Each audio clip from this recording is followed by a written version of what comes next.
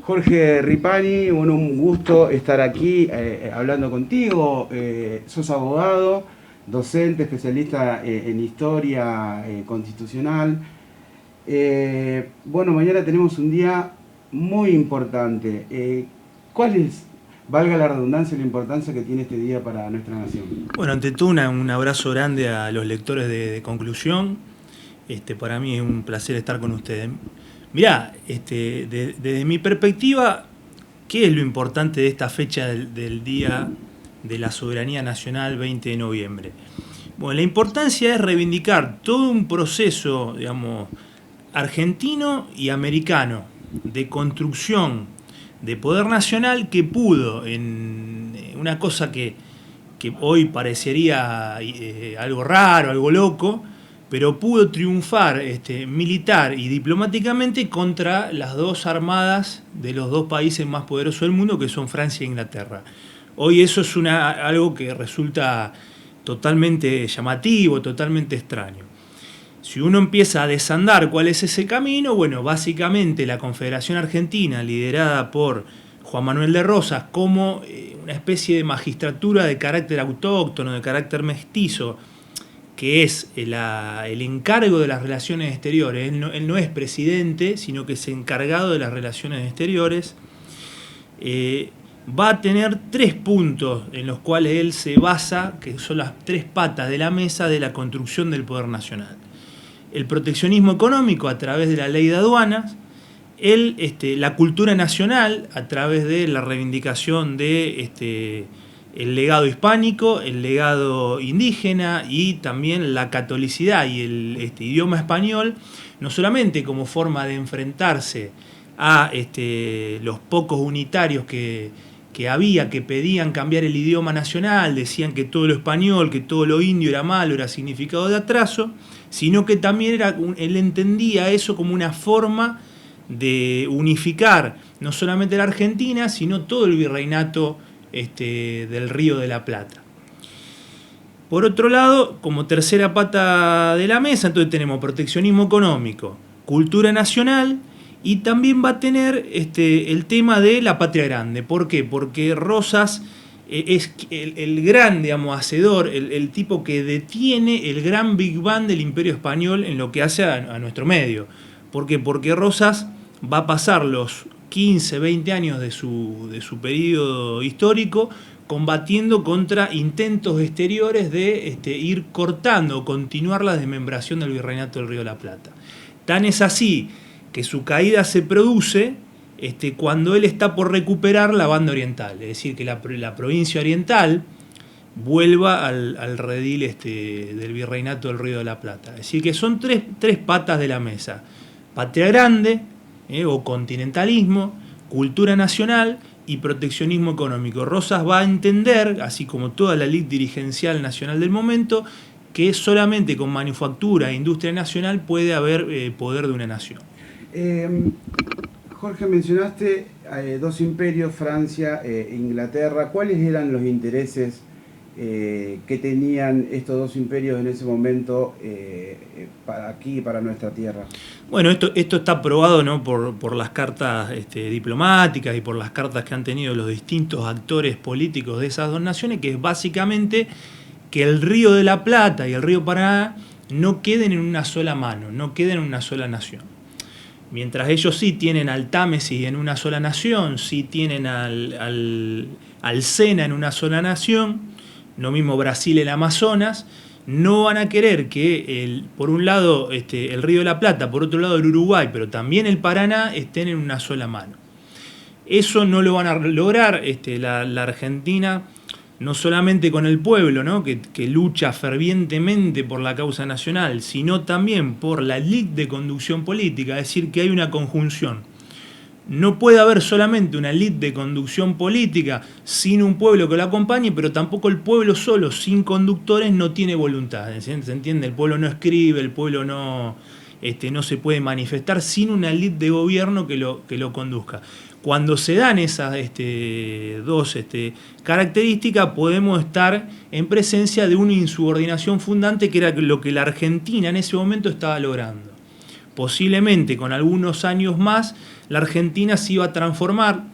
Esto también lo reconoce el canciller brasilero Paulino Suárez de Sousa en sus cartas. Bueno, la Argentina dice, si recupera, no la Argentina, sino el Río de la Plata o las Provincias Unidas del Sur, la Confederación del Sur, si recupera la banda oriental, posiblemente recupere también las Misiones orientales y posiblemente también el Paraguay. Quedaríamos como la potencia regional, digamos, que además con industria y con una fuerte milicia se podía transformar en una potencia mundial tranquilamente. Si lo traemos al día de hoy, bueno, podemos hacer una analogía, ¿no es cierto?, sobre las intenciones que también tienen, por decir, en el libre comercio o la navegación de nuestros ríos y obviamente la explotación de nuestros recursos naturales, ¿no es cierto? Sí, a mí, bueno, es importante decir que ya desde aquellos años, 1833, que las Malvinas están siendo ocupadas, invadidas por los británicos, continúa así. Hoy el Tratado de Madrid, que es el tratado que pone paz, digamos que podríamos contrapesarlo con el Tratado Southern-Arana, que es el tratado de estos tiempos, el Tratado de Rosas. En cambio, este Tratado de Madrid, que se hace para restablecer las relaciones diplomáticas luego de Malvinas, es un tratado de la dependencia, es parte de lo que denominamos el nuevo Estatuto Legal del Coloniaje. Hoy la Argentina, para navegar cierta cantidad de millas marinas cerca de sus islas Malvinas, tiene que dar aviso a un capitán, un almirante británico que está en las islas.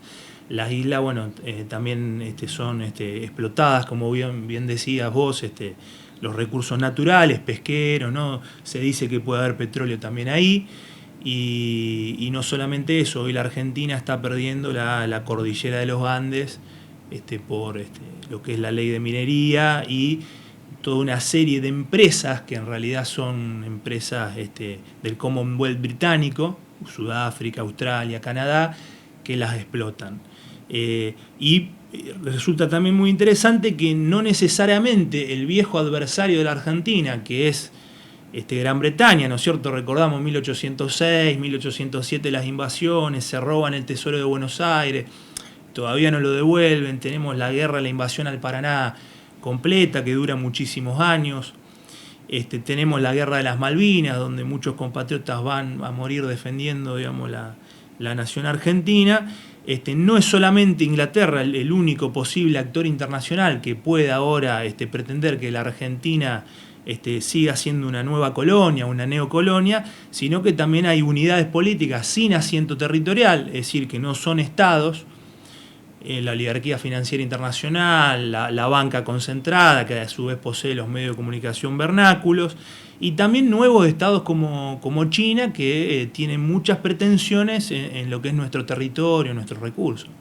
Fundamentalmente por los recursos, ¿no es cierto? Es que estos países ven a Argentina como, bueno, se puede decir una tierra virgen de alguna manera y llena de riquezas naturales. Sí, no solamente lo que es la pampa húmeda, los ríos que bañan la República Argentina, la cordillera, el litio, digamos, que hay en el noroeste argentino, sino también la Patagonia, que es un territorio prácticamente vacío, tiene más o menos 2,5 millones de habitantes, mientras que un puntito en Buenos Aires, que es La Matanza, tiene la misma cantidad de habitantes. En geopolítica nos marca la historia que los territorios que no se ocupan son ocupados por otros. Y la Patagonia no solamente tiene esos recursos que decíamos, sino que también es el último pie que tiene el ser humano en el mundo para poder llegar a la Antártida, que nosotros entendemos que es la Antártida Argentina, ¿sí?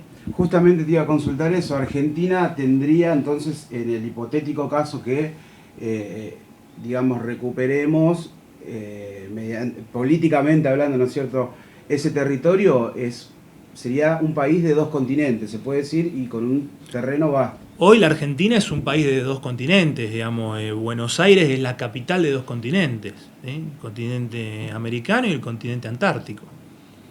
Jorge, ¿cómo era en ese momento? Te pregunto porque lo mencionaste. ¿Cómo era la diplomacia que se utilizaba en ese momento? Bueno, tenemos de los mejores hombres. En ese momento está en Londres Manuel Moreno. En Francia está Zarratea. en la corte de Río de Janeiro está Guido, y en Estados Unidos está Alvear, 4 de lo que se llaman los patriotas antiguos, los patriotas de Mayo. En general, todos los patriotas, también los Necochea, el mismo San Martín, son hombres que están apoyando el gobierno de la Confederación Argentina. Otra cosa que también podemos ver con el estudio de los partes diplomáticos y también de las conductas en cuanto a las publicaciones de cartas y notas en periódicos de Europa, que San Martín opera prácticamente como un embajador sin embajada en Europa. Paga de su propio peculio publicaciones, se cartea, se escribe cartas con distintos diplomáticos de Europa. Él está residiendo en Francia, le pasa información a Zarratea, a Guido, que era su mejor amigo, y también al mismísimo Rosas por cartas de cómo está la situación en Europa. Es decir, que estamos hablando que... y fundamental, un hombre que ha sido olvidado, no sé si en Rosario hay una calle con ese nombre, que es Felipe Arana, que es el gran hacedor, el gran negociador de la Argentina en este tratado con Gran Bretaña. Ahora tuve oportunidades de ver las cartas que se mandan entre Rosas y Arana, donde Arana le va contando cuál es la actuación, le va pidiendo permiso a Rosas para diversas cosas con el embajador británico, y realmente estamos en presencia de un hombre muy patriota, pero además muy inteligente. Creo que eso resume todo, ser muy patriota y tener mucha inteligencia, que los argentinos la tenemos a esa viveza criolla. Solo nos falta un poquito más de amor propio para poder reverdecer y para poder tener memoria de esas grandes figuras nacionales que llevaron a la nación a los primeros planos del mundo. Uno cuando ve los periódicos de Europa, hay una gran simpatía y un gran misterio, una gran atracción por esa Confederación Argentina que se está fundando, que tiene solamente 30 años. En términos generales y desde tu punto de vista, ¿cómo ves la concepción de soberanía en el pueblo argentino hoy? Y ¿cómo se encuentra la diplomacia también actualmente de Argentina hacia el mundo? Y bueno, respecto al pueblo argentino, yo tengo la sensación, esto uno se confunde, ¿no es cierto?, la opinión o la razón con el corazón. A mí me da la sensación de que en esta tierra argentina lo mejor que tenemos es el pueblo. Es decir, hoy a mí me llama la atención cómo la gente se ha enganchado con este acto que vamos a hacer por el Día de la Soberanía Nacional. Es impresionante cómo todos te llaman. Bueno, usted que es un diario, digamos, que tiene que ver con los trabajadores, ¿no? Se preocupa por estas cuestiones. Me parece que eso está intacto, esa cuestión está intacta. Solo falta que ese pueblo sea bien interpretado por los conductores políticos del momento, ¿no? Que se trata de eso, que tengan inteligencia y que tengan amor propio, porque ese amor propio va a llevar a ese patriotismo y a esa fuerza de voluntad para sobreponerse a todo, ¿no? ¿Existen esos conductores hoy en día? Mirá, decía un viejo escritor argentino, ¿no?, el que tenía que estar ungido por el sagrado óleo de Samuel. No es tan fácil. Estamos hablando de una Argentina que cierra un tratado donde gana la guerra con este tratado en el año 49 con Inglaterra y 50 con Francia, que los logra dividir, porque Francia e Inglaterra venían juntos y terminan celebrando tratados por separado. Es decir, una Argentina moviendo la ficha del ajedrez perfectamente, pero además con sensación patriótica. Todos estos hombres terminaron desterrados, exiliados, muertos, ¿no?, perseguidos. No le temían a la muerte, no le temían al problema económico, como todos los gauchos que lo acompañaban. Luego hubo en los años 50 una postura argentina de tercera posición importante, que no quería entrar en el Fondo Monetario Internacional, que no quería entrar en una guerra europea, que por eso fue sancionada en Yalta en el reparto del mundo. Bueno, estas cuestiones van pasando cada más o menos 100 años, ¿no? Como decía José Hernández en Martín Fierro, bueno, y si no, el gaucho tiene que aguantar hasta que lo trague el pozo o hasta que venga algún criollo en esta tierra a mandar. ¿Cómo va a ser entonces este evento del día de mañana? Bueno, mañana el Centro de Estudios de Historia Constitucional Argentina de la Facultad de Derecho de la UNR organiza una celebración, una conmemoración en este día especial, Día de la Soberanía Nacional. Arranca a las 6 de la tarde y va a ser transmitido por el canal de YouTube del centro, que después, bueno, les paso el vínculo para que ustedes los puedan publicar en los comentarios de la nota. Una opinión personal y bueno, y apelo también, como vos dijiste, a tu corazón y a tus sentimientos sobre este día y esta conmemoración que va a haber mañana. Bueno, mirá, yo tengo muy pocas honras en mi vida. A partir de este momento, una de las honras en mi vida va a ser haber sido convocado por el Centro de Estudio de la Facultad de Derecho Pública, que es la facultad del pueblo, la facultad en la cual uno pudo estudiar y que es, digamos, solventada, digamos, por los tributos mayormente de los trabajadores, que son los que pueden pagar los impuestos, para poder expresarnos, para poder recordar este momento de que ha sido uno de los más grandes laureles que ha tenido la Argentina en su escudo nacional, ¿no es cierto?